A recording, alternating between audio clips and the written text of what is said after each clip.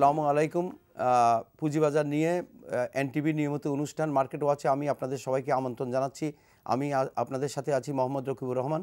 আজকে আমরা পুঁজিবাজারে গতিশীল করার জন্য কাদের ভূমিকা থাকা উচিত এবং সেই ভূমিকা কী হওয়া উচিত, কীভাবে একটি পুঁজিবাজারকে স্টেবিলাইজ এবং গতিশীল করা যায় সে নিয়ে আমরা আলোচনা করব। আজকের যে পুঁজিবাজারের যে অবস্থা, সে অবস্থায় সবাই খুবই চিন্তিত এবং সবাই খুব এটা নিয়ে সবাই চিন্তা করছেন যে এটাকে কীভাবে গতিশীল করা যায়, কীভাবে স্টেবল করা যায়, এবং সাধারণ বিনিয়োগকারী থেকে আরম্ভ করে নীতি নির্ধারক মহল পর্যন্ত চিন্তা করছেন যে এটাকে কীভাবে আমরা স্টেবিলাইজ করতে পারি, গতিশীল করতে পারি।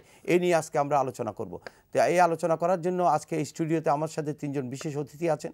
আমি প্রথমে ওনাদের সাথে আপনাদের পরিচয় করে দিচ্ছি। আমার বাম পাশে আছেন হাসান এস মনসুর, নির্বাহী পরিচালক, পলিসি রিসার্চ ইনস্টিটিউশন। আর আমার ডান পাশে আছেন মোহাম্মদ আনিসুর রহমান, এফসিএ, উনি একজন পুঁজিবাজার বিশ্লেষক। আর আমার সাথে ডান দিকে আছেন ডক্টর মোহাম্মদ হেলাল, বিশিষ্ট অর্থনীতিবিদ এবং পুঁজিবাজার বিশ্লেষক। আমরা তিনজন অতিথিকে আমি এনটিভির এই অনুষ্ঠানে আপনাদেরকে প্রথমে স্বাগত জানাচ্ছি। জনাব হাসান এস মনসুর, পুঁজিবাজারের ব্যাপারটা আপনি দেখতেছেন কিছুদিন থেকে, গত কয়েকদিন থেকে ক্রমাগত দরপতন ঘটতেছে এবং এইভাবে ক্রমাগত দরপতন তো কাম্য নয়। যেমন বলা হয় যে ক্রমাগত দর উত্থানও যেমন ভালো না, ক্রমাগত দরপতনও তেমন ভালো না। তো এটাকে আপনি কোন দৃষ্টিভঙ্গিতে দেখছেন? দেখুন, এখন আমাদের অর্থনীতির কিন্তু বিভিন্ন যে ইন্ডিকেটর বেশিরভাগই পজিটিভ এখন। তো এই পজিটিভ পরিবেশে পুঁজিবাজার এই নিম্নমুখী যে প্রবণতাটা, এটা কিন্তু বৈসাদৃশ্যিক, অর্থাৎ কনসিস্টেন্ট না। কারণ আমরা সবগুলো দেখছি, আমাদের অর্থনীতি এখন সরকার বলছেন 7%, 7 যদি নাও হয় 6.5 হয়, তাও তো রেসপেক্টেবল ভালো প্রবৃদ্ধি। আমাদের জাতীয় আয় বাড়ছে প্রত্যেক বছরই শুদ্ধভাবে। গত 5 বছরে আমাদের ডলারের ইনকাম $100 বিলিয়ন থেকে আমরা 200 বিলিয়ন প্লাস ইকোনমি হয়ে গেছি। এখন আগামীতে আরো 5 বছর হয়তো আমরা 400 বিলিয়নের ইকোনমি হয়ে যাব। It's a major transformation. আমাদের রিজার্ভ 29 বিলিয়ন ক্রস করেছে, রিজার্ভ 29 বিলিয়ন ক্রস করেছে এই সপ্তাহে। তো সবকিছুই কিন্তু পজিটিভ। এই পরিবেশে যেটা আমি মনে করি যে এখন যদি আমরা এই সামগ্রিক অর্থনৈতিক কর্মকাণ্ডের সাথে স্টক মার্কেটকে একটু সম্পৃক্ত করতে পারতাম, তাহলে হয়তো এই পরিবেশটাকে আমরা চেঞ্জ করতে পারতাম। এটা কিভাবে করা সম্ভব? এখানে যেটা আমার মনে হয় যেটা ডিসকানেক্ট হচ্ছে, যে ভালো কিছু কোম্পানিকে যদি সরকার কিছু ইনডিউসমেন্ট, সেটা যেভাবেই হোক না কেন, সেটা সরকারের অনেক রকমের হাত আছে।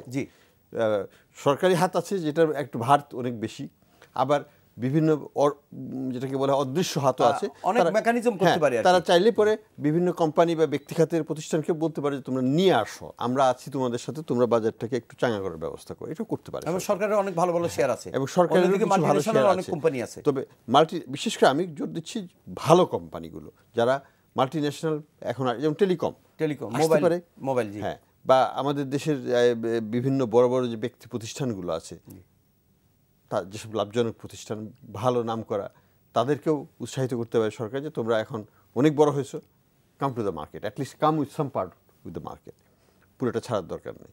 তো এই জিনিসগুলো যদি করতে পারতো তাহলে কিন্তু এটা হতো। আর একই সাথে আমি যেটা বলবো যে আমাদের রেগুলেটরি অথরিটি একটু কেয়ারফুল হতে হবে, যে স্টক প্রাইস যদি কন্টিনিউয়াসলি একটা প্যাটার্নে চলে, আইপিও হলেও একটা হাই ভ্যালুতে এবং তারপরেই কমে যাচ্ছে, তাহলে কিন্তু এটা কোনো সময় মার্কেটের কনফিডেন্স বিল্ডিংয়ে সাহায্য করবে না। আমার কথা যে গড়ে ACC has to be liable, যে তুমি যে প্রাইসে তোমরা স্যাংশন করছো, you are the overseer, at least on average যেন মার্কেট ওই প্রাইসের নিচে না যায় ফর নিউ আইপিওস।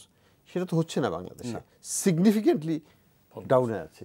তো এই পরিবেশে আমি মনে করি যে এসিসিকে একটা দায়িত্ব এবং এক ধরনের, আমি বলবো যে অ্যাকাউন্টেবিলিটি তাদের থাকা উচিত, যে তারা কী ধরনের অ্যাডমিনিস্ট্রেশন করছে, যে কারণে প্রাইসিংয়ে এই ধরনের মিসম্যাচ হতে পারে। হ্যাঁ, আমি বুঝতে পারি একটা স্টক, দুইটা স্টক হতে পারে, কিন্তু কনসিস্টেন্টলি প্রায় সব স্টকেই যদি আমরা একই প্রবণতা দেখি, তাহলে something systemically wrong in the institutional process of evaluation, যেখানে তাদের নজর দেওয়া উচিত। তো এগুলো যদি আমরা করতে পারি, আমি মনে করি না লিকুইডিটি কোনো সমস্যা। বর্তমানে আমাদের দেশে প্রচুর তারল্য আছে। এই তারল্য কিন্তু ইজিলি স্টক মার্কেটে যেতে পারে যদি ওই কনফিডেন্সটাকে আপনি ক্লিক করতে পারেন কোনোভাবে মানুষের মনের মধ্যে। মানুষ কিন্তু টাকা নিয়ে বসে আছে, বিনিয়োগ করার জায়গা পাচ্ছে। আমরা আপনার কাছে আবার ফিরে আসবো। আনিস ভাই, আপনার কাছে আমি ফিরে আসতে চাই। কি পদক্ষেপ নেওয়া উচিত, যে পদক্ষেপে এই যে সার্বক্ষণিক প্রতিদিন যে কমে যাচ্ছে, প্রতিদিন যে শেয়ারের প্রাইস কমে যাচ্ছে, যে আজকে যে প্রাইসটা যে কিনছেন একটা দর দিয়ে, পরের দিনে আবার এটা দাঁড়াতে পারছে না, এটাকে কিভাবে এটাকে স্টেবল করা যায়? Thank you very much. যে আপনার সাথে আমি ওনার সাথে একমত, বাট কিছু কিছু বিষয়ে আমি একটু সাপ্লিমেন্ট করতে চাই। সেটা হচ্ছে যে কন্টিনিউয়াসলি প্রাইস যে আমাদের ডিক্লাইন করতেছে, ইকোনমির ইন্ডিকেটরগুলো বলতেছে যে আমাদের স্টক মার্কেট এই মুহূর্তে ফান্ডটা স্টক মার্কেটের দিকে ডাইভার্ট করার কথা। কারণটা হচ্ছে আপনি বিনিয়োগের জায়গাটা কোথায়? বিনিয়োগে আপনি ব্যাংকে যে বিনিয়োগ করবেন সেখানে এখন ভার্চুয়ালি 6% প্লাস মাইনাস আপনি পাচ্ছেন, ওর সাথে আপনার 10% ট্যাক্স রিডাকশন হচ্ছে, রাফলি 5 পয়েন্ট সামথিং আপনি পাবেন। তো এবং ব্যাংকগুলো এবং অন্যান্য ফিনান্সিয়াল ইনস্টিটিউশন সবগুলোতে আপনার লিকুইডিটি সারপ্লাস আছে, অ্যাক্সেস তারল্য রয়েছে। অন দ্য আদার হ্যান্ড পুঁজিবাজারের প্রাইসটা যে লেভেলে আছে এটা আনবিলিভেবল। এই ধরনের প্রাইসে শেয়ারের প্রাইস আসবে এটা আমরা কিন্তু যারা পুঁজিবাজারের সাথে অনেক দিন ধরে আসে এটা কিন্তু কল্পনাও করে নাই। তারপরেও কিন্তু ফান্ড এখানে ডাইভার্ট হচ্ছে না, ফান্ড এখানে আসতেছে না। আপনি ঠিকই বলেছেন। কারণটা কি? কারণটা হলো যেই পুঁজিটা ইনজেক্ট করতেছে দেখা যাচ্ছে তারপরে দিনই বা 2-4 দিন 5 দিন 7 দিন পরে দেখা যাচ্ছে তার পুঁজি তো আরও 10% বা 20% গন। এটার মেইন যে জিনিসগুলো হচ্ছে কিছু কিছু জিনিসকে আপনাদের অবশ্যই অ্যাড্রেস করতে হবে। এখনকার যে সিচুয়েশনটা আমার এখন প্রথম প্রবলেমটা হচ্ছে আমার ডিমান্ড সাপ্লাই সিচুয়েশনে মিসম্যাচ আছে। আমাদের অ্যাক্সেস এক্সপোজারে যে প্রবলেমটা আছে সেটাকে আমাদের অ্যাড্রেস করা দরকার। 3 নম্বরে আমাদের মার্জিন লোন ইস্যু যেটা রয়েছে এবং মার্জিন লোন ইস্যুর প্রেক্ষিতে অনেকের ইকুইডিটি আপনার ইকুইটি এগুলো নেগেটিভ হয়ে গেছে। এটা ইনস্টিটিউশনে হোক বা ব্যক্তি পর্যায়ে হোক যারা অ্যাক্টিভ ছিলেন এটাই। তারপরে গভর্নমেন্টের বা অন্যান্য আমাদের রেগুলেটরি সংস্থার এদেরও পলিসি ইনকনসিস্টেন্সি যেগুলো রয়েছে, সেই পলিসি ইনকনসিস্টেন্সি যদি থাকে তাহলে আপনার এই 4টা মেইন ইস্যু আমি দেখেছি চিন্তা করে যে আমাদের মার্কেটের কনফিডেন্সটা আসতেছে না, কনফিডেন্সটা আপনার আনতে পারতেছে না। এখন অ্যাক্সেস এক্সপোজারের আমি যদি একটা করে নেই যে ডিমান্ড এবং সাপ্লাই আপনি দেখেন 2009-10-এ যখন এই মার্কেটে ডিমান্ড ক্রিয়েট হয়েছিল তখন কিন্তু আমরা মার্কেটে আইপিওর মাধ্যমে শেয়ারকে সাপ্লাই দিতে পারি নাই। ফলে কি দাঁড়ালো, যে কটা শেয়ার ছিল ওটাতেই আমি ব্যাটিং করতে করতে যে প্রাইসে লেগে গেল ওটা আর সাস্টেন করলো না, এক সময় এটা কলাপস করেছে। আর এখনকার সিচুয়েশনটা কি? এখনকার সিচুয়েশন সাপ্লাই কিন্তু আপনার তখনকার সাথে কম্পেয়ার করলে আমার তখন 23-24 হাজার কোটি টাকার মার্কেট ছিল, এটা এখন আরও 3 টাইমস বেড়ে গেছে। মার্কেট বাড়ছে, সাপ্লাই বাড়ছে, কিন্তু আমার ডিমান্ড ক্রিয়েট হয় নাই, ডিমান্ড এখন নাই। তারপরেও কিন্তু নিয়ত আপনার আইপিও আসতেছে। তা এটা তো একটা মার্কেটের থিওরি তো হলো আপনার ডিমান্ড এবং সাপ্লাইয়ের উপর বেসিস করে প্রাইসটা নির্ধারণ হবে। এখন আপনার ডিমান্ড নেই কিন্তু আপনার সাপ্লাই আসতেছে, তো মার্কেটে প্রাইস ন্যাচারালি এক্সিস্টিং যে কটা আছে নতুন ফান্ড ইনজেক্ট হচ্ছে না, ওইখান থেকে পয়সাটা বের হয়ে চলে যাচ্ছে। এবার আসেন নেক্সট ইস্যুতে আসেন অ্যাক্সেস এক্সপোজার। আপনারা সবাই কম বেশি জানেন যে এক্সপোজার ইস্যুটা নিয়ে মাননীয় অর্থমন্ত্রী মহোদয় নির্দেশ দিয়েছেন বাংলাদেশ ব্যাংককে 2 বছর বাড়িয়ে দেওয়ার জন্য। যদিও আমি ব্যক্তিগতভাবে মনে করি যে 2 বছর বাড়িয়ে দিলে আপনার প্রবলেম সলভ হবে, তা না, আমি আমার ব্যক্তিগত অপিনিয়ন না, বাট সেল প্রেসারটা ডিপ্রেস মার্কেটে কিন্তু সেল প্রেসারটা কমে যাবে। তারপরেও হচ্ছে যে যেহেতু ওখানে অ্যাক্সেস এক্সপোজারের প্রশ্নটা থাকছে, যখন এই মার্কেট একটু ভাইব্রেন্ট হতে চাইবে কিন্তু তার মাথার মধ্যে তো ওই চিন্তাটা আসে যে আমাকে এটাকে অ্যাডজাস্ট সুযোগ পেলেই সে কিন্তু বিক্রি প্রেসার সেল প্রেসারটা তার চলে আসবেই অবভিয়াসলি, কারণ আমার মাথার মধ্যে এই প্রবলেমটা আমার রয়ে গেছে। তো ওই প্রবলেমটা সলভ করতে চাইলে আমার মতে ওদেরকে একটু ব্রেথিং টাইম দেওয়া দরকার, যাতে করে ওর ক্যাপিটাল বেসটা বাড়িয়ে অটোমেটিক্যালি মার্কেটে এই মুহূর্তে কোনো সেল প্রেসার না আসে। মার্কেট যখন ভাইব্রেন্ট হবে, মার্কেট যখন দাঁড়িয়ে যাবে তখন অটোমেটিক্যালি ওরা নিজেরাই বিক্রি করে ওর এক্সপোজার ঠিক করে নেবে। আমি আপনার কাছে আসবো, একটু পরে আসবো আবার। ডক্টর মোহাম্মদ হালাল একটু শেষ করে নেই। অন দ্য আদার হ্যান্ড আমি এখানে এক্সপোজারের প্রশ্নটা আমি শুধু শেষ করে নেই। একটা জিনিস দেখেন, এছাড়াও অনেকগুলো ইনস্টিটিউশন আছে, অনেকগুলো ব্যাংক আছে, অনেকগুলো ফিনান্সিয়াল ইনস্টিটিউশন আছে যারা কিন্তু অ্যাক্সেস এক্সপোজারের মধ্যে নেই এবং আন্ডার এক্সপোজারে আছে। তারা তো বিনিয়োগ করতে পারে, তারা কি মার্কেটে আসতেছে? তারা তো মার্কেটে আসতেছে না। রেগুলেটরি বডি বা সরকার ওনাদের সাথে বসে কোনো মেকানিজমকে ডেভেলপ করেছে, যে মেকানিজমের মাধ্যমে ওরা এই মুহূর্তে এই মার্কেটে ওরা বিনিয়োগ করা একটা গ্রেট অপরচুনিটি, এই অপরচুনিটি ওরা কি ক্যাচ করতেছে না। এটা এটা এটা ওদেরও কিন্তু একটা দায়িত্ব আছে ওই সমস্ত ইনস্টিটিউশনকে, ওই সমস্ত ব্যাংককে এই মার্কেটের মধ্যে নিয়ে আসার ব্যাপারে। জি আনিস ভাই, আমি আসবো আপনার কাছে। ডক্টর মোহাম্মদ হেলাল, দীর্ঘদিন ধরে আপনি পুঁজিবাজার নিয়ে কথা বলছেন, পুঁজিবাজারকে স্টেবিলাইজ করার জন্য, গতিশীল করার জন্য, ভালো করার জন্য আপনি অনেক বলে আসছেন। আজকের যে এই যে প্রত্যেক দিন, গত কয়েক সপ্তাহ যেভাবে ডিক্রিজিং হচ্ছে, যেভাবে ক্ষয়িষ্ণু হচ্ছে, তাতে করে কি এই পুঁজিবাজারের জন্য কি করা দরকার, যেটা পুঁজিবাজারকে অন্তত কনফিডেন্স লেভেলটা ফিরে আসবে এবং পুঁজিবাজারে বিনিয়োগ বাড়বে? ধন্যবাদ।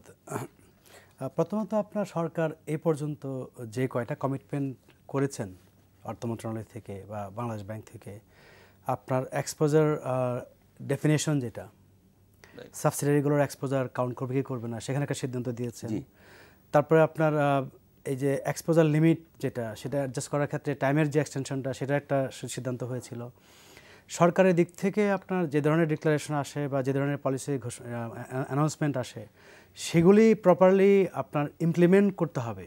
যদি ইমপ্লিমেন্টেশন না হয়, তাহলে সাথে সাথে কিন্তু আপনার বিনিয়োগকারীরা রিড করে যে সরকারের মধ্যে সদিচ্ছার অভাব আছে। সেটা আমার মনে হয় একটা বিষয়।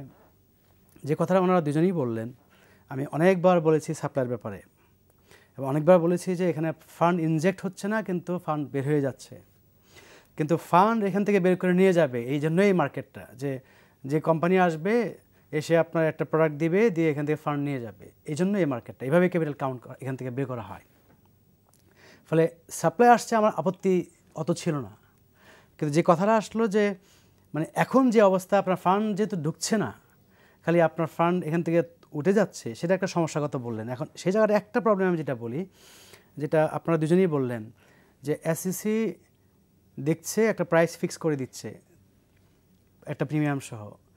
এখন এসইসি এনশিওর করতে হবে যে মানে যদি আপনার বাজারে যদি আপনার এর থেকে অনেক ফল করে, সেখানে এসইসি একটা দায় মুক্তি চলে আসে। কীভাবে চলে আসে?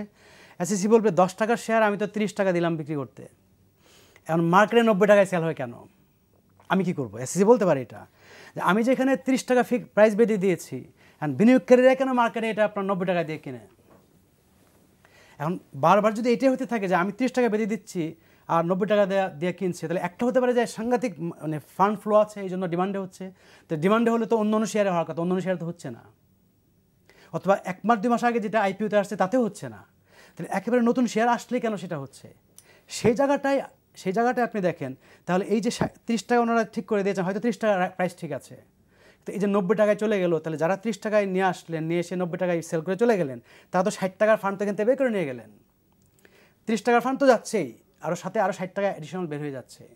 এখন কন্টিনিউয়াসলি যদি সেটা হতে থাকে, তাহলে এসএসসিকে অবশ্যই ফাইন্ড আউট করতে হবে যে আমি যেটাই অ্যালাউ করি 30 টাকায়, সেটা কেন 90 টাকায় চলে যায়, এবং কয়দিন পরে এটা আবার 30 টাকা নিচে চলে আসে, অনেক নিচে চলে আসে। কিন্তু আবার আগের 3 মাস আগে, 2 মাস আগে, 1 মাস আগে যেগুলো আসছে, সেগুলোর প্রাইস ওই ডাউনে আছে।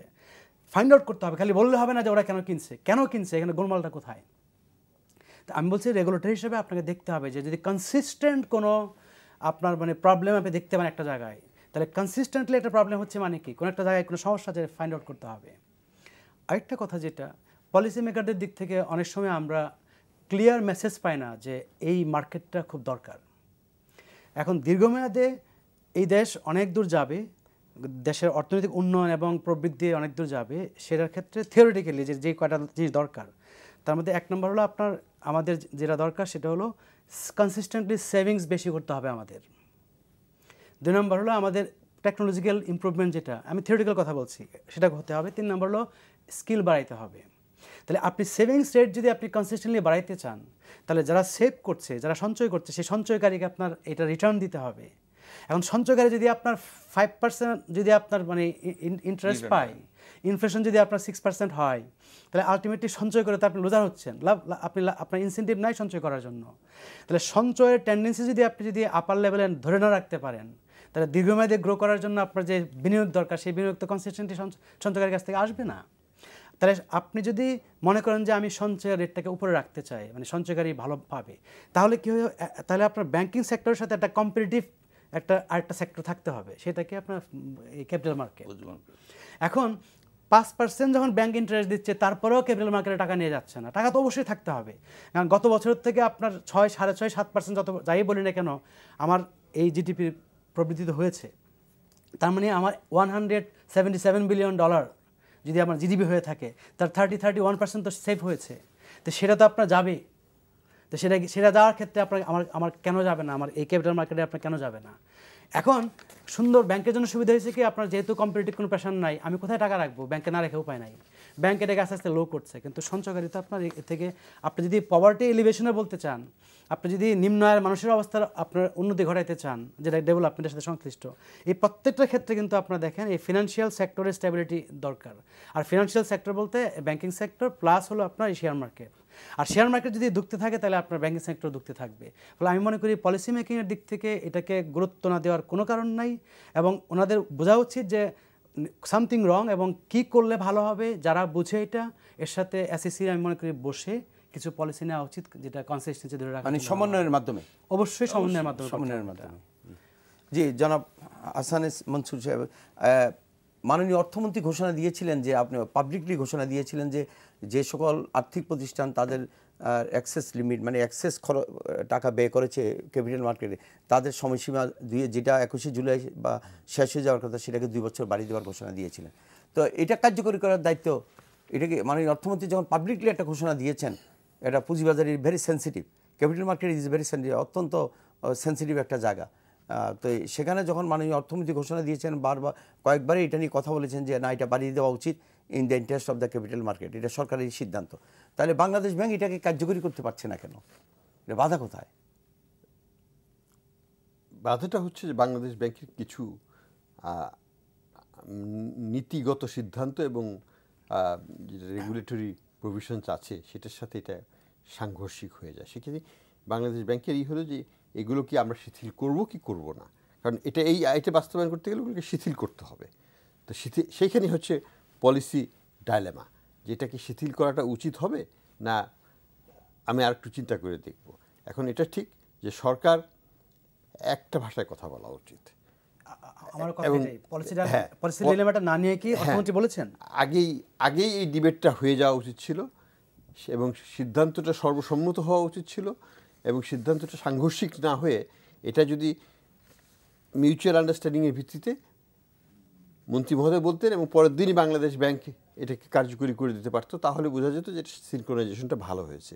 এখন যেটা আমরা বুঝতে পারছি যে এখানে একটা দ্বন্দ্ব আছে, এবং সেই দ্বন্দ্বটাকে এখনও সরকার রিজলভ না করে ওনারা একটা সিগন্যাল দিয়ে দিলেন একদিক থেকে সরকার হিসাবে, আরেকদিক থেকে বাংলাদেশ ব্যাংক একটা প্রতিষ্ঠান হিসাবে তারা এখনও সেটাকে বাস্তবায়ন করছে না, এবং সরকার সেই জন্য দৃশ্যমান কোনো চাপও কিন্তু সৃষ্টি করছে।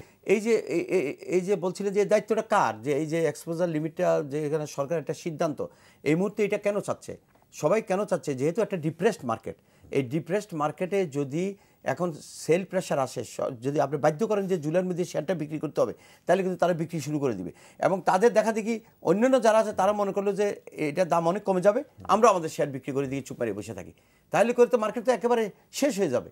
তথাপ এটাকে একটা ব্রিথিং স্পেস, জাস্ট সবাই চাচ্ছে যে ওদেরকে যদি 2 বছর একটা সময় দেওয়া যায়, তাহলে মার্কেট একটু ভালো টালো হলো, ওরাও বিক্রি করতে রইলো, আমরাও অ্যাবজর্ব করতে রইলাম, মানে এটা চেক অ্যান্ড ব্যালেন্স হয়ে যায় আর কি। তো এখন এটাকে কীভাবে কার্যকরী করা যায়? না, ডক্টর মশিউর রহমান ওই দিন বললেন যে এটা একটা সরকারি সিদ্ধান্ত, এটা বাংলাদেশ ব্যাংক না করার ওপেন, একটা মার্চেন্ট ব্যাংক অ্যাসোসিয়েশন বলেছে যে বাংলাদেশ ব্যাংক এই কাজটা না করার কোনো যুক্তিকতা নাই, কোনো যুক্তিকতা নাই, যে বিকজ এটা একটা সরকারি সিদ্ধান্ত। মাননীয় অর্থমন্ত্রী মাননীয় প্রধানমন্ত্রীর সাথে কথা বলেই ঘোষণাটা দিয়েছিলেন।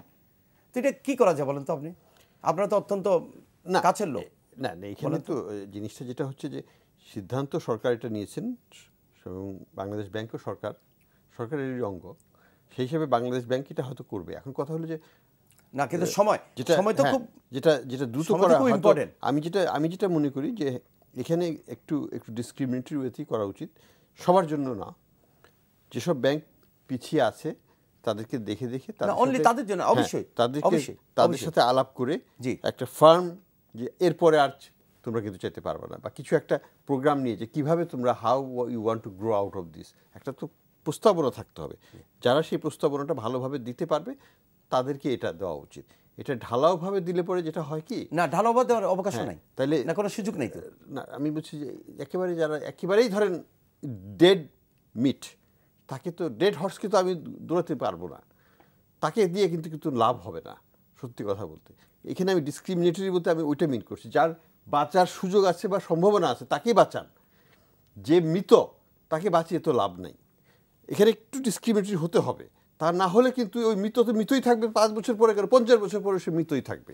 কিন্তু বিনিয়োগকারী জানো কিন্তু ডিসক্রিমিনেটরি ওয়ে তো হলো গভর্নমেন্ট ইজ ডুইং সামথিং। আমি যেটা বলতে চাচ্ছি পজিটিভ নিউজ, না পজিটিভ নিউজ, সেইভাবে পজিটিভ দিক থেকে আপনি যেভাবে পজিটিভ চিন্তা করা, সেইভাবে একটা টেইলর মেড করে জিনিসটাকে যদি বাজারে নিয়ে আসে তাহলে বাজারটা চাঙ্গা করা সম্ভব। অ্যাটলিস্ট এই সংখ্যাটা অ্যাটলিস্ট একটা কনফিডেন্স লেভেল আসা। আর আমরা তো মনে করি যে বাজারের অনেকগুলো ফ্যাক্টর আছে যেগুলো অল পজিটিভ ডাইরেকশনে, অর্থাৎ ইন্টারেস্টের সবচেয়ে কম, আমাদের দেশে প্রচুর লিকুইডিটি আছে, এখানে আমাদের প্রবৃদ্ধি হচ্ছে, কোম্পানিগুলোর যেসব কোম্পানি লিস্টেড আছে তাদেরও কলবর বাড়ছে, অ্যাক্টিভিটিস বাড়ছে, এবং নতুন যারা আসবে তাদেরও সুযোগ সৃষ্টি হচ্ছে। একজন বিনিয়োগকারী, একজন দর্শক টেলিফোন করতে চাচ্ছেন, আমরা ওনার টেলিফোনটা নিয়ে নিই। যে প্রিয় দর্শক, আপনার নামটি বলে ফোনটি করুন। আমি ঢাকা থেকে। জি, আসসালামু আলাইকুম। মোস্তফা বলছিলাম। যে জিনিসটা রকিব ভাই কাছে আমার প্রশ্ন হচ্ছে এটা একটা, যে কিছুদিন আগে রিজেন্ট টেক্সটাইল নামে একটা আইপিও শেয়ার এসেছিল 25 টাকা করে। এটা আসার পরে এখন স্টিল নাও 13 টাকা 50 পয়সা। এই পর্যন্ত কোনো ডিভিডেন্ড দেয় নাই, কিছু দেয় নাই। ঠিক আছে, তো এটা কিসের উপর বেস করে আজকে আপনার এসএসসি এটার পারমিশন দিয়েছে? তো এগুলো কি দেখার মতো কেউ আছে বা কোনো রেগুলেটর কি আছে? জি, আপনাকে ধন্যবাদ এই প্রশ্নের জন্য। প্রশ্নটা আপনি আমাকে করেছেন। Bangladesh security exchange commission on disclosure ভিত্তিতে সাধারণত এগুলির আপনার পারমিশন দিয়ে হয়ে থাকে, প্রাইস ফিক্সিং হয়ে থাকে। তো এই ব্যাপারে তো ওনারা ভালো বলতে পারবেন। আমার ব্যক্তিগতভাবে আমার এটার উপর কোনো কমেন্ট নেই, আমার এইসব ব্যাপারে কোনো কমেন্ট নেই।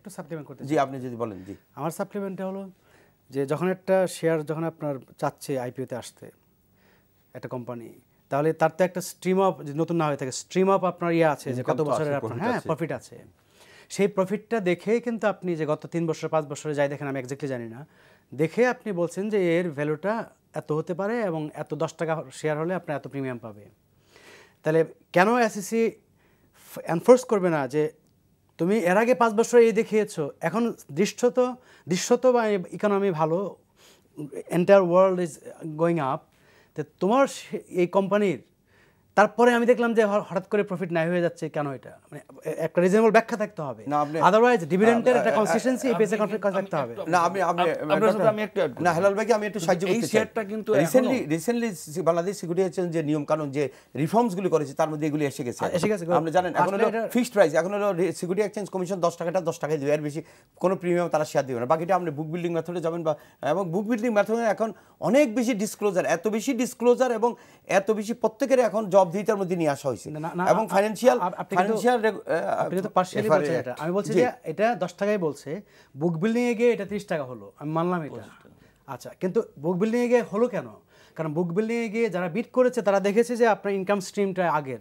জি, তাহলে এসএসসি কে বলতে হবে যে ইনকাম স্ট্রিম যখন এই দেখাইছো, তার প্রেক্ষাপটে এই যদি প্রাইস হয়ে থাকে, নেক্সট 3-5 ইয়ার্স আমি এইটা দেখবো না কেন, আনলেস আনইউজুয়াল কিছু একটা হয়েছে, মানে প্রফিট কমে গেছে, এখন সেভাবে আসছে, সেটা সেই প্রেসার থাকতে হবে। সেই প্রেসার থাকলে তখন তুমি প্রিমিয়াম নিচ্ছ, ভালো কথা, কিন্তু এর সাথে তোমার ডিভিডেন্ডের একটা কনসেপ্ট। আমার মনে হয় আনিস ভাই আপনার সাথে আমি আলাপ করতে পারি না, আপনাকে ফাইন্যান্সিয়াল রিপোর্টিং একটা পাস হয়েছে, এটা আমি শেষ করে নেই, ওনার সাথে একটু অ্যাড করে নেই আমি। এই কোম্পানিটা কিন্তু এখন পর্যন্ত কোনো ধরনের কোনো রিপোর্ট কিন্তু এখনো পাবলিশ করে নাই।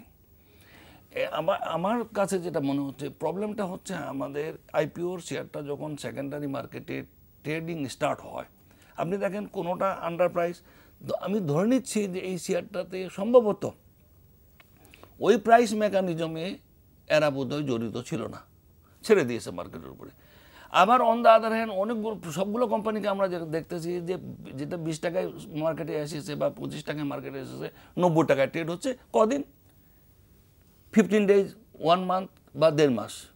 এরপরে কিন্তু ওটা ছেড়ে দিল, আস্তে আস্তে প্রাইস ফল করতে করতে একটা স্টেজে গিয়ে দেখবেন 6 মাস পরে এটা প্রাইস দেখবেন যে ও চলে আসছে 10 টাকা বা 12 টাকা 14 টাকা চলে আসছে। সম্ভবত এই শেয়ারটা এই মেকানিজমের মধ্যে ছিল না, দ্যাটস ওয়াই প্রথম দিন থেকেই সেই প্রাইসটা সে সাস্টেন করতে পারে নাই। ঢোকার সময় অনেক বাড়ানো, যেটা বাড়িরা কাছে কমে আসবে এটা করে সম্ভবত। আমার অ্যানসারটা এটার ব্যাপারে এটা। এখন আপনি নেক্সট প্রশ্নটা করুন। না, আমি আপনাকে যে কথাটা বলছিলাম যে ফাইন্যান্সিয়াল রিপোর্টিং অ্যাক্ট তো পাস হয়েছে, এখন ফাইন্যান্সিয়াল রিপোর্টিং কাউন্সিলটা গঠন করা খুবই জরুরি প্রয়োজন, তাও প্রফেশনাল লোক দিয়ে, যারা সাবজেক্টটা বুঝে, যারা জিনিসটা ভালোভাবে দেখতে পারে, সেই ধরনের লোক দিয়ে ফাইন্যান্সিয়াল রিপোর্টিং কাউন্সিলটা যদি হয়ে যায়, তাহলে এই যে অডিট, ব্যালেন্স শিট, তারপর আপনার অডিটার্স, তারপর আপনার এই যে যারা ইস্যু ম্যানেজার, ইস্যুয়ার, যারা প্রত্যেকের যে রিকমেন্ডেশন, সেগুলি খুব বেশি এখন একটা স্বচ্ছতা এবং জবাবদিহিতার মধ্যে চলে আসবে প্রত্যেকটা জিনিস, এবং অনেক বেশি ডিসক্লোজার আসবে এখন, অনেক বেশি, যেটা আপনাকে সাইন করতে হবে, সবাইকে সাইন করতে হবে, যে যেখানে রিকমেন্ড করেন না কারণ তাকে দায়িত্ব নিয়ে কাজটা করতে হবে। যেটা বলেন যে track record of the sponsor, track record of the company, যে কোম্পানিটা মার্কেটে আসতেছে, এগুলি এখন এত বেশি ডিসক্লোজার এবং এত বেশি ইয়ের মধ্যে নিয়ে আসা হয়েছে, যাতে করে আপনি প্রত্যেকটা জিনিস আপনি কোম্পানির পারফরমেন্স জানতে পারবেন, কোম্পানির যারা স্পন্সর তাদের পারফরমেন্স জানতে পারবেন, তাদের বিহেভ আপনি জানতে পারবেন, প্রত্যেকটা জিনিসকে স্বচ্ছতা এবং জবাবদিহিতার মধ্যে নিয়ে আসা হয়েছে। যে ফিগারগুলো থাকবে, জি, এগুলো বিশ্বাসযোগ্য হবে, সেজন্য আগের 3 বছর আর পরের 3 বছরের মধ্যে ফিগারে আমরা অনেক বেশি গড়বড় দেখব না, আনলেস ইকোনমিতে বড় কিছু না হলে বা কোম্পানিতে বড় কোনো সমস্যা না হলে। এটা সম্বন্ধে আপনি কি বলেন? আচ্ছা, এটা সম্বন্ধে আমার প্রথমেই বলছি ফাইন্যান্সিয়াল রিপোর্টিং অ্যাক্ট যেটা হয়েছে, এটার প্রেক্ষিতে আমরা ফিনান্সিয়াল রিপোর্টিং কাউন্সিল সম্ভবত গতকাল বা গত পরশু দিন পেপারে এসেছে, একটা সার্চ কমিটি গভর্নমেন্ট এটা ফর্ম করেছে।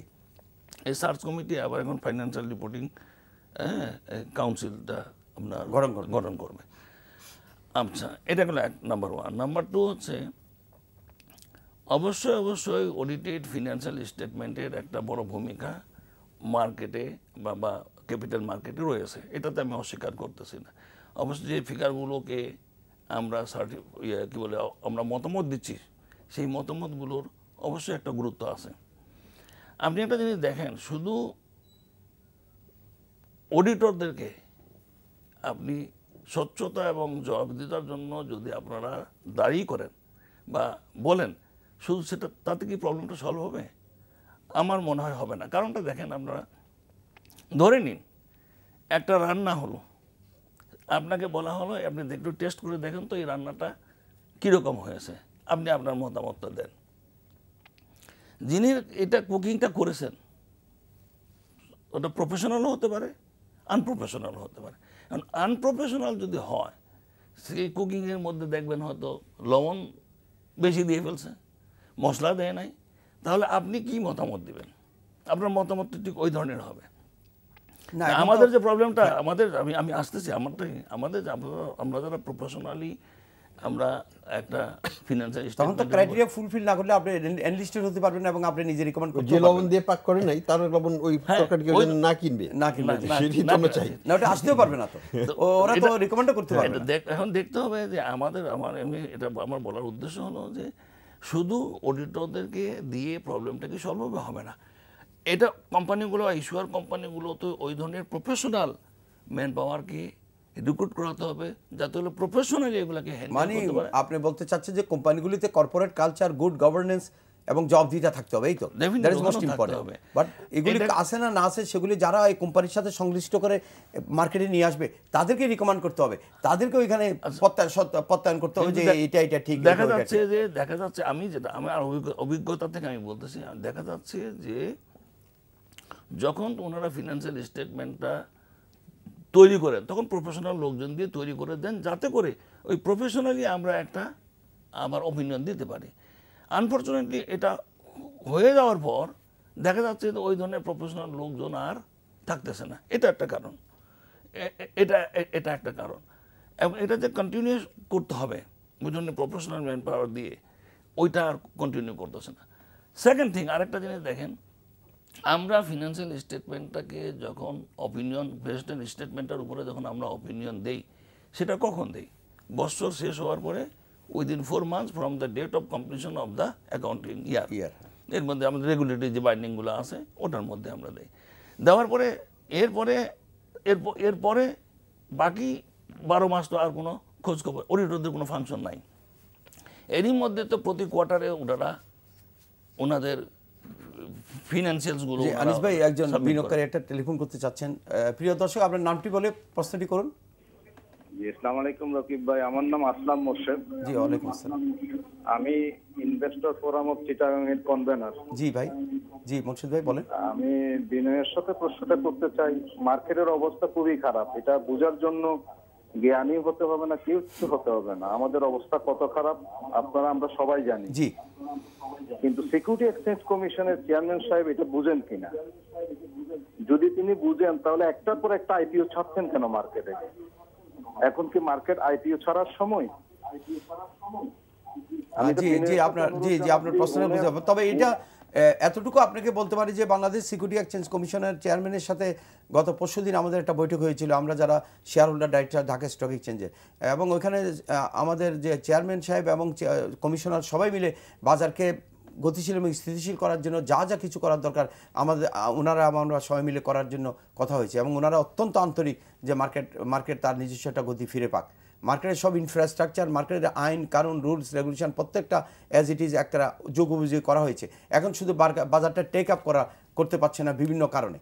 তো এই ব্যাপারে আমার মনে হয় বাংলাদেশ সিকিউরিটি এক্সচেঞ্জ কমিশনের মাননীয় চেয়ারম্যান এবং কমিশনাররা অত্যন্ত আন্তরিক আমি মনে করি। যেহেতু মিটিংটা আমি করেছি, তো প্রথম ওনার সাথে এই পর্যন্ত 2-3টা মিটিং করেছি, তো ওনারা আমাদেরকে বারবার বলছেন যে একটা কোঅর্ডিনেশন বা সমন্বয়ের মাধ্যমে এই বাজারকে যাতে গতি ফিরানো যায় বা স্টেবিলাইজ করা যায় এবং ক্ষয়িষ্ণু বাজার থেকে বাজারটাকে যাতে একটু ফিরিয়ে আনা যায় সেটা চেষ্টা করার জন্য ওনারাও কাজ করে যাচ্ছেন, আমরাও কাজ করছি। আপনাদের একটু ধৈর্য থাকা দরকার এবং বিশ্বাস থাকা দরকার আমি মনে করি।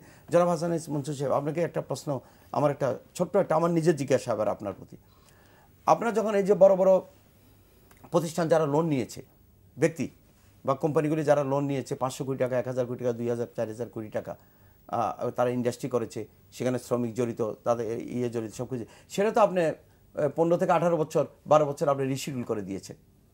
তো এইখানে এই যে 2 বছরে একটা এক্সপোজার, জাস্ট 2 বছরের শেয়ারটা যাতে চাপ না আসে, বিক্রির একটা শুধু চাপ না আসে এই মুহূর্তে, যাতে লোড নেবার মতো ওরকম অবস্থা নাই বিনিয়োগকারীদের মধ্যে, তাহলে ওইখানে যখন আপনি এত লম্বা চড়া সময় দিতে পারছেন, সেটা কি আপনি আইন করে বলতে পারেন না যে 2025-এর মধ্যে ওই টাকা ফেরত নিয়ে দিতে হবে আপনাকে? ওইখানে আইন করা যায় না? এখানে দুটো জিনিস, আমাকে ভুল বুঝবেন না, আমাদের দেশে চ্যাপ্টার 11 নাই, ব্যাংক্রাপসি প্রভিশন এরকমভাবে ট্রান্সপারেন্সি ডিক্লেয়ার করার কোনো উপায়ও নাই, ফলে এক্সিট পলিসিটাকে ভেরি আনডিফাইন্ড। আমি শুরু করতে পারি বিজনেস, কিন্তু ক্লোজ কীভাবে করবো আমি কিন্তু জানি না, আইনগতভাবে কোনো সুনির্দিষ্ট পন্থা নাই। ফলে যেটা হয়, বিজনেসে কিন্তু আপস অ্যান্ড ডাউন হইতেই পারে। আমি কোনো পার্টিকুলার বিজনেসম্যানের কথা বলছি না, অনেক কারণ হইতে পারে, অনেক কারণেই হতে পারে, অনেস্ট কারণ হইতে পারে, এবং সেগুলোকে মাথায় রাখতে হবে যে restructuring is part of that process, যেটা সাধারণত কোর্টে যেয়ে চ্যাপ্টার 11 ডিক্লেয়ার পরে কোর্টে যেয়ে তাদের একটা বলা হয় যে রিস্ট্রাকচারিং প্ল্যান সাবমিট করতে হয়। সেই রিস্ট্রাকচারিং প্ল্যানের ভিত্তিতেই ক্রেডিটররা এবং জাজ বসে ঠিক করে যে এই কোম্পানিটাকে আমরা স্যালভেজ করতে পারবো এবং এই company can become operational, functional and dynamic again যদি আমরা এইভাবে তারা রিস্ট্রাকচারিং করে এবং আমরা এতখানি পরিমাণে সাপোর্ট আবার তাদেরকে দিই। এই সাপোর্টটা তখন বিভিন্নভাবে দিতে পারে, নতুন ক্যাশ দিতে পারে, অথবা রিশিডিউলিং করতে পারে, অথবা ক্যাপিটাল ইনজেকশনও হতে পারে কিছুটা। এ কম্বিনেশন অফ ফোর্সেস হয়। যেমন আমার মনে আছে যে যখন এখনকার যে আমেরিকান রিপাবলিকের ক্যান্ডিডেট কি নাম, Trump, mister Trump was bankrupt, জি কমপ্লিটলি ব্যাংক্রাপ্ট। তাকে বলে দেওয়া হলো যে তোমার বাড়ি ছেড়ে দাও, তোমার এত টাকা অ্যালাউন্সের মধ্যে তোমাকে থাকতে হবে, কোর্ট থেকে বলে দেওয়া হলো। তারপরে আস্তে আস্তে he is now again back $11 billion net asset holder, কিন্তু he was a bankrupt at one point in his career. তো এটা বেশি দিন আগের কথা না, হয়তো 15 বছর আগের কথা। তো আমি যেটা বলতে চাই যে এন্টারপ্রেনিয়রশিপ লাইফে আপস অ্যান্ড ডাউন হতেই পারে, সেটার জন্য প্রভিশন রাখতে হবে, আমাদেরকে সহিষ্ণু হতে হবে, এটা একটা জিনিস। আরেকটা জিনিস হচ্ছে ব্যাংক এবং এন্টারপ্রেনিয়রকে কিন্তু আমরা এক করে দেখতে পারবো না। Bank is a ডিপোজিটার্স institution, public money depositor institution, সেটার যে উপর যে কনফিডেন্স লেভেল, তাদের যে overwhelming interest to protect the ডিপোজিটার্স interest, সেটাকে কিন্তু আন্ডারমাইন করা যাবে। পৃথিবীর কোনো দেশে তো কোনো ব্যাংক লং টার্ম লোন তো দেয় না সাধারণত, না সেই কারণেই দেয় না, কারণ একটা মিসম্যাচ অফ ম্যাচুরিটি হয়ে যায়। সেই কারণে তো স্টক মার্কেট বন্ড মার্কেট আর স্টক মার্কেট কেন ডেভেলপ করা যায় এই কারণে, এবং দুটো কারণে, এবং এই দুটো জায়গাতে বাংলাদেশ একেবারে দুর্বল। ডেভেলপ কান্ট্রিগুলি তো আপনার ব্যাংকের চেয়ে ইনভেস্টমেন্ট কোম্পানিগুলি অনেক বেশি, আপনার টার্নওভার অনেক বেশি, অনেক বেশি। ট্রাস্ট কোম্পানিগুলো, হাউজিং ট্রাস্ট, ইনভেস্টমেন্ট ট্রাস্ট, এগুলো কি লং টার্ম ইনভেস্টমেন্টে আসছে। তো আমাদের ওই ইনস্টিটিউশনগুলো সৃষ্টি করতে হবে। ডক্টর মোহাম্মদ হেলাল আপনার সাথে একটু আলোচনা করতে চাই। বাংলাদেশ ব্যাংক তো আপনার মনিটারি পলিসি ঘোষণা করে 6 মাস অন্তর অন্তর। তো আমি তো মনে করি একটা হলো মানি মার্কেট, একটা হলো ক্যাপিটাল মার্কেট। তো কি আপনি কি মনে করেন যে শুধু একটাকে গুরুত্ব দিয়ে আরেকটাকে গুরুত্ব না দিয়া যে আপনার মনিটারি পলিসি ঘোষণা কি ঠিক?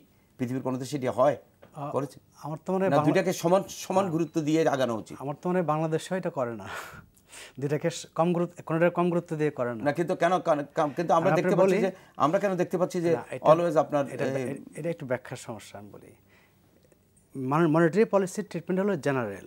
জি, আপনার যদি মানির পাম্প যদি বেশি করে তাহলে ইন্টারেস্ট রেটটা ফল করবে, সেই ফল ইন্টারেস্ট রেটটা সুবিধা সবাই সমানভাবে পাবে। এখন আপনি দেখেন এখন ইন্টারেস্ট রেট খুব অনেক কম, তো ইন্টারেস্ট রেট কম সেই হিসাবে কিন্তু এর সুবিধা কিন্তু শেয়ার মার্কেটে পাওয়ার কথা। এখন আমি বিনিয়োগের হাতিয়ার হিসেবে কোনটা আমি ধরবো এটা খানিকটা ডিপেন্ড করে আমার টাইপের উপরে। অনেকে আছে যে 3000% হয়ে গেলেও 1 বছরে আমি শেয়ার মার্কেটে যাব না, ঠিক আছে। আর অনেকে আছে যে না, শেয়ার মার্কেটে যদি একটুখানি আপেক্ষিকভাবে বেশি রিটার্ন দেখে শেয়ার মার্কেটে যেতে চায়। তো সেক্ষেত্রে আমি বলি যে বাংলাদেশ ব্যাংক যখন এখন যে মানি পাম্প করতেছে অর্থনীতিতে, সেই মানি কিন্তু ব্যাংকে কিন্তু আপনার লুজ পড়ে আছে এবং ব্যাংক সেই মানি রিলিজ করতে পারছে না। এখন ব্যাংকের দিক থেকে লিমিট আছে যে কত পার্সেন্ট ব্যাংক শেয়ার মার্কেটে নিয়ে আনতে পারবে। কারো কারো কিন্তু আপনার লিমিটের নিচেও আপনার এদের আছে, ইনভেস্টমেন্ট আছে, তারা ইচ্ছা করলে ইনভেস্ট করতে পারে, করছে না। আচ্ছা, জনগণ যারা কিনা 6% 5% আপনার ফান্ড রাখছে, দেখেন মনিটারি পলিসি যদি চাইতো যে অনেক শ্রিঙ্ক করে দিয়ে আমি 10% ইন্টারেস্ট রাখবো, তখন আপনার আলটিমেটলি কী হতো, মানুষ ব্যাংকে টাকা রাখতো বেশি। এখন আপনার যে অবস্থা মনিটারি পলিসির কারণে বা অন্যান্য বিভিন্ন কারণে আপনার 5-6% ইন্টারেস্ট রেট, এখন তো হিউজ সুযোগ আপনার জনগণের, বেশিরভাগ সেভিংস যাদের হাতে থাকে তাদের এই শেয়ার মার্কেটে যাচ্ছে না কেন? ফলে মনিটারি পলিসিকে আমি আমি দোষ দিচ্ছি না। তবে আমি একটা কথা বলি যে যেটা শুনেন, আমার একটা তিনজনের কাছে কমন প্রশ্ন, সবার মনে একটা ধারণা যে যারা পলিসি নির্ধারণে জড়িত আছেন তারাই শেয়ার মার্কেটটাকে ঠিকমতো আমি এটাতে আসছি। আমি জাস্ট আসাম ভাই যে কথাটা বলছিলেন যে ব্যাংকের আপনার যে যারা আমানতকারী তাদের আমানতের রিস্ক যেটা, সেটাকে আপনার একটা রিজনেবল লেভেলে রাখা ব্যাংকের দায়িত্ব। তাই যদি হয়ে থাকে তাহলে আমানতকারী যখন আপনার আমানত রাখছে ব্যাংক কী করে আপনার 10% ক্রস করে 30% আপনার তখন ইনভেস্ট করে, তখন আপনার সেন্ট্রাল ব্যাংক কোথায় ছিল? যে আমি দেখতে পাচ্ছি যে কমার্শিয়াল ব্যাংকগুলো আমার 2009 দশের কথা বলছি, তখন তো আপনি এটা করেন না। আচ্ছা, তারপরে আমি বললাম যে এটা ফেলোর ছিল সেন্ট্রাল ব্যাংকের, কীভাবে হয়েছে সেটা অন্য বিষয়। এখন আমি বলছি যে আমরা যখন আপনার ক্রাশ করলো মার্কেটটা, তারপর 10%, 20%, 15% আমরা যখন ব্র্যাকেট দিলাম, ব্র্যাকেট দেওয়ার পরে কিন্তু দেখেন আপনার ইন্ডেক্স কমে কিন্তু আপনার 3600 আসছিল। এখন সেন্ট্রাল ব্যাংক যদি মনে করে যে না, আমি ফোর্স ক্রিয়েট করে এদেরকে বিক্রি করাই দিব আমার ব্যাংকের স্বার্থে হচ্ছে না এটা। কারণ এখন বিক্রি করা মানে কি? মানে হলো ব্যাংকগুলো আরো রুগ্ন হবে, বিক্রি করতে গেলে আপনার আরো প্রাইস ফল করবে। না, ওটা তো দুই দিকেই ক্ষতি, এটা তো দুই দিকেই ক্ষতি। আরো প্রাইস ফল করবে, দেখেন আরো প্রাইস যদি ফল করে তাহলে আলটিমেটলি কিন্তু শর্ট টার্মে কিন্তু ব্যাংকও ঝামেলায় পড়ছে, 1 নম্বর। 2 নম্বর হলো নতুন ব্যাংকগুলোর আপনি বলছেন তাদের পেড আপ ক্যাপিটাল আপনার এখান থেকে কালেক্ট করার জন্য।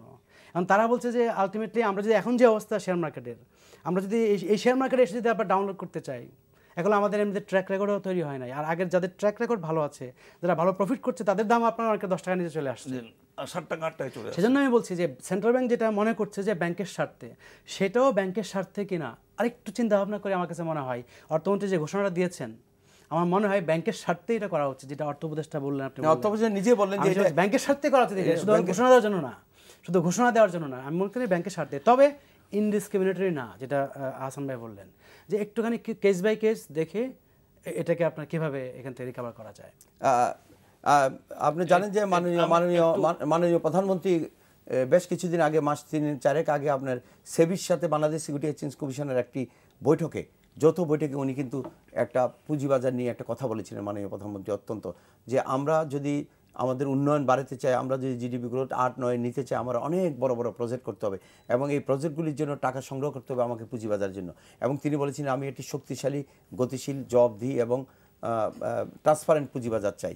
এবং এর সাথে যারা সংশ্লিষ্ট সকলকে আমি রিকোয়েস্ট করবো আন্তরিকতার সাথে কাজ করার জন্য। উনি টার্গেট করেছেন যে আমার জিডিপি গ্রোথ যদি বাড়তে হয়, আমার যদি বড় বড় ইনফ্রাস্ট্রাকচার করতে হয়, লং টার্মের টাকা আমি ব্যাংক থেকে নিতে পারবো না, লং টার্মের টাকা আমার সেভিংস থেকে নিতে হবে।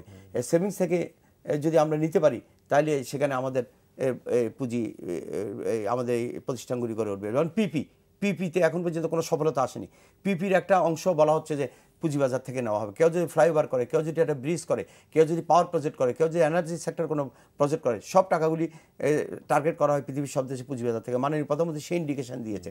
তাহলে এই দেশকে এগিয়ে নেওয়ার জন্য আপনার 7-8-এ না গেলে তো দারিদ্র্য বিমোচন সম্পূর্ণ করা যাবে না, কর্মসংস্থানও করা যাবে না। একসময় দেখা যাবে যে পুরা ডেভেলপমেন্টটা মুখ থুবড়ে পড়ে আছে। তো এই জন্য তো এই পুঁজিবাজারকে আমাদের শক্তিশালী করা উচিত। আমাদের যে পুঁজিবাজারটা গড়ে উঠেছে, হয়তো বিপর্যয় ঘটেছে, বিপর্যয় কিন্তু পৃথিবীর সব দেশে ঘটেছে, কোন দেশে ঘটে নাই। ভারতে 2004-এ তিনি কী হয়েছে, ইউরোপে 2007-এ কী হয়েছে, আমেরিকাতে আপনার 2008-এ কী হয়েছে, আপনার 12,000 থেকে কমতে কমতে 5,000 5,500 হয়েছে। একটা ব্যাংকের $64 $1 চলে আসছে শেয়ারের দাম। তো সেখানে কি সবাই ঘাবড়ে গেছে?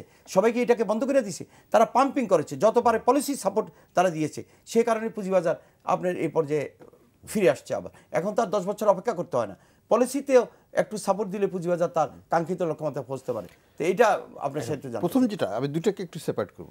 প্রথম যে পার্টটা প্রাইম মিনিস্টারের যে ভিশনটা দিচ্ছেন, সেটার সাথে কোনো দ্বিমতের কিছু নাই। It's a perfectly legitimate vision. কারণ বাংলাদেশকে যদি ডেভেলপ করতে হয়, আমাদের প্রচুর পরিমাণে বিনিয়োগ, বড় বড় transformational projects and infrastructure related প্রজেক্টে বিনিয়োগ করতে হবে। ইনফ্রাস্ট্রাকচার প্রজেক্টের বৈশিষ্ট্যই হচ্ছে it's a very long gestation period, এবং দুটো ইনস্ট্রুমেন্ট এখানে ব্যবহার করা হয়। একটা হচ্ছে বন্ড মার্কেট, আর একটা হচ্ছে এই স্টক মার্কেট। তো এখন বন্ড মার্কেটও কিন্তু স্টক মার্কেটে আসে, কারণ এটা ট্রেডেড হয় স্টক মার্কেটে। কাজে আলটিমেটলি স্টক মার্কেটে আসতেছে জিনিসটা। এইখানে আমাদের দুর্বলতাটা প্রচণ্ডভাবে। আমরা দেখুন, আমরা একটা সিকিউরিটাইজেশনও করতে পারি নাই আমাদের একটা অ্যাসেটকেও বাংলাদেশে। যমুনা ব্রিজকে কিন্তু আমরা অনেক বছর ধরে শুনছি, সরকারকে বলেও আসছি, আমরা যমুনা ব্রিজটাকে আমরা সিকিউরিটাইজ করি, আমরা বলেছিলাম, করে আমরা স্টক মার্কেটে নিয়ে এটাকে বন্ড মার্কেটে নিয়ে এটাকে লং টার্ম বন্ড ইস্যু করে আমরা ওইটা রেখেছি। যমুনা ব্রিজ একটা খুবই লাভজনক প্রতিষ্ঠান। এটা যেটা 20 বছরে অ্যামোটাইজড হওয়ার কথা ছিল, সেটা 7 বছরে অ্যামোটাইজড হয়ে গেছে, পেইড অফ। এটা এখন পুরো লাভে চলতেছে সরকারের। এই জিনিসটাকে যদি আমরা অ্যামোটাইজ করি, আমরা আরেকটা সেকেন্ড পদ্মা ব্রিজ করতে পারি এই ফান্ডটাকে নিয়ে, বা আংশিকভাবে তো করতে পারবো। আপনি যেটা বলছেন মনসুর ভাই, এটা আমি প্রেসিডেন্ট আগে 2012 বলেছিলাম যে এটাকে এটা একটা एग्जांपल হিসেবে দিলাম। আমাদের ধরেন আমি মনে করি বিদ্যুৎ খাতেই আগামীতে $30 থেকে $40 বিলিয়ন ইনভেস্টমেন্ট লাগবে। এই আগামী ধরেন 10 থেকে 15 বছরের মধ্যে 40 বিলিয়ন বা 50 বিলিয়ন। এই টাকাটা আমরা কি অনেকাংশে বাইরে থেকে আনবো, স্বীকার করি, অর্ধেককে আনলাম, বাকি অর্ধেক তো আমরা এখান থেকে নিতে পারি। অবশ্যই আনতে হলে আমাদেরকে কি করতে হবে? বাজার, একটা ভালো কোম্পানি, ভালো রেপুটেড ইন্টারন্যাশনাল অ্যান্ড ডোমেস্টিক যদি ব্র্যান্ড কোম্পানি হয়, তাহলে সেগুলোকে স্টক মার্কেটে নিয়ে আসা কোনো ডিফিকাল্ট না। আমরা তো বিদেশি কোম্পানি পাচ্ছি না, আমরা তাদেরকে যদি এখানে বলি তোমরা এখান থেকে নাও টাকা, এখান থেকে তুলতে পারো, তাহলে কিন্তু আমরা করতে পারবো। এটা একটা দিক আমাদের মনে হয়। তো মনসুর ভাই, আমাদের সময়বোধ শেষ পর্যায়ে একেবারে, আপনি যদি তো সেকেন্ড পার্টটাতে আমি বলবো যে অল্পতে একেবারে, যে আপনি যেটা এক্সাম্পলটা বললেন যে বিদেশে যখন $1 নেমে গেছিল, সেটা হচ্ছে সিস্টেমিক শক। সিস্টেমিক শকটা কিন্তু বাংলাদেশে এখন নাই। এমন কোনো সিস্টেমিক থ্রেট নাই যা আমাদের অর্থনীতিকে নাড়া দিয়ে দিই। কাজে আমাদের ওই $1 স্টক, ওই স্টকে সরকারকেই কিনতে হবে এমন কোনো সিস্টেমিক ইন্টারভেনশন এই মুহূর্তে প্রয়োজন আছে বলে আমি মনে করি না। তবে আমি মনে করি যে অল ইন্ডিকেটরস আর পজিটিভ। এখন যেটা হচ্ছে একটা কনফিডেন্স বিল্ডিং হওয়া উচিত। There should be reflection in the capital market. Confidence বিল্ডিংটা করতে পারলেই এটা এই ইনডেক্সকে এবং অন্যান্য কার্যকলাপ আমাদের ভলিউম অফ অ্যাক্টিভিটিকে বাড়াবে। এক সেকেন্ড জি প্লিজ, আমাদের সময় শেষ, সময় নেই আমাদের। আমি মনে করি আমাদের ক্যাপিটাল মার্কেটটার কনফিডেন্সটা ফিরিয়ে আনতে গেলে আমরা মার্জিন লোন যে ইস্যুটা রয়েছে, ইকুইটিগুলো যেগুলো নেগেটিভ হয়ে গেছে, এগুলোর ব্যাপারে অ্যাড্রেস করা উচিত। হ্যাঁ, অবশ্যই অ্যাড্রেস করা উচিত, সরকারকে এটা দেখা উচিত। যে পলিসিগুলো নিয়েছে সেগুলোই নতুন করে উপলব্ধি করে রিঅ্যাসেস করে যথেষ্ট রিফর্মস করেছে এবং অনেকগুলি ভালো পলিসি নিয়েছে, যেগুলি এখন পুঁজিবাজারকে উন্নয়নে সহযোগিতা করবে। আমি আমাদের অনুষ্ঠান শেষ পর্যায়ে আমাদের অনুষ্ঠান শেষ করতে যাচ্ছি। আপনারা আমাদের সাথে এতক্ষণ ছিলেন, সেজন্য অসংখ্য ধন্যবাদ জ্ঞাপন করছি। আগামী দিনও আবার আপনাদের সাথে দেখা হবে, এই পথ রেখে আমি আমার অনুষ্ঠান শেষ করছি। আসসালামু আলাইকুম।